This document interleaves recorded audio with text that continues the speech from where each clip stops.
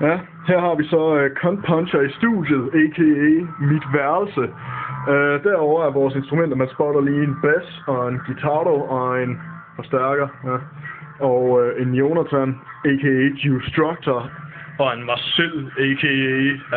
Spooky Puffball. Du vil næsten lave på engelsk, sådan noget internationalt. Hold lige kæft. Og her har vi godterne på...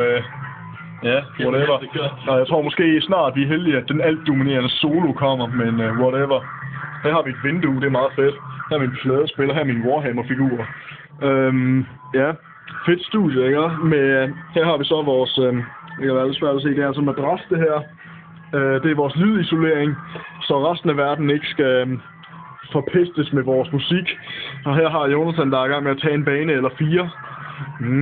Ja, det er lækkert. Ja. Ja, men det må jo så være... Ja, her er den i soloen så, men altså, det må så være alt for denne gang fra Cunt Puncher Studierapport. Sig hej. Sig hej.